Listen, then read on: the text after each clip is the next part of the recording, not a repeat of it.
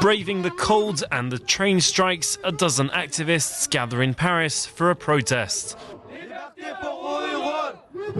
Members of France's Uyghur Association have come out to condemn the government repression in China's Xinjiang region.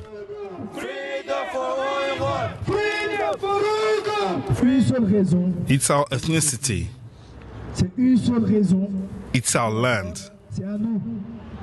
It belongs to the Uyghurs. Long live East Turkestan.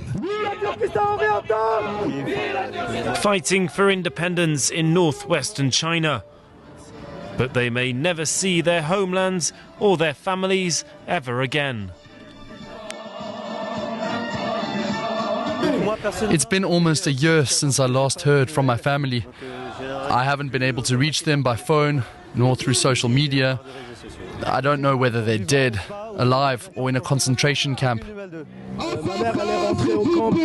My mother was sent to a camp in April 2018, and she came out a year later. That's all I know. No other news. Merdan Mehmet is a refugee and spokesperson for the Uyghurs living in France. But although he's several thousands of miles away from home, Beijing is keeping a close eye on the French-based community. We received threats from the Chinese government. Here in France? Yes, in France. Chinese police asking Uyghurs here to send them information about themselves and asking them to spy on each other. Merdan takes us to a young Uyghur. She's been living in Paris for almost 10 years, has French citizenship, but has asked to remain anonymous.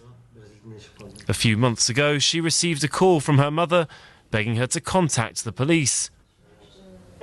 She called them and recorded the conversation.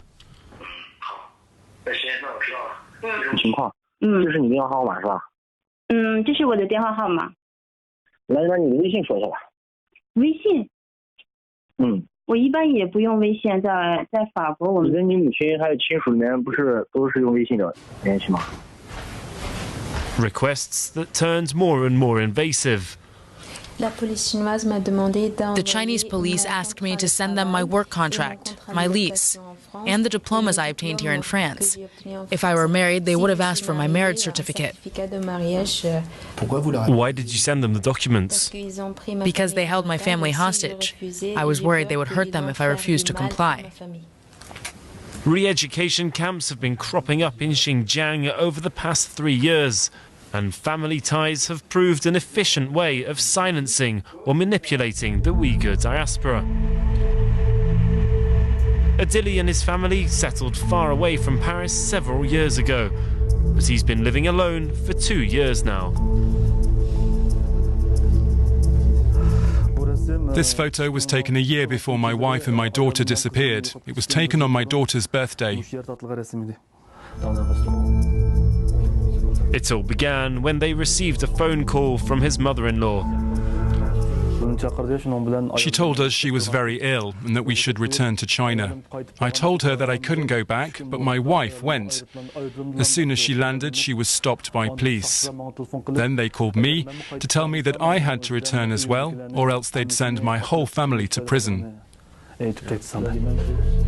Adili stood his ground and hasn't heard back from his family since. But the Chinese authorities have been in touch. They asked me questions. They wanted to know more about the Uyghur community. I asked them why I should tell them, and they said, all that has happened to your family might be a mistake. If you cooperate, perhaps we can review your case. If it sounds good to you, then it can work for us too. But I refused. Adili's now seeking asylum in France. He's confused about the whole situation. But for Merdan Mehmet, it all makes sense. The Chinese government wants to break any trust within the Uyghur community, and that's pretty much what is happening within the diaspora. It's stopping us from fighting oppression together. A strategy that's paid off, as most Uyghurs living in Europe prefer to keep a low profile, as they hope to maintain the little contact they have with their families back home.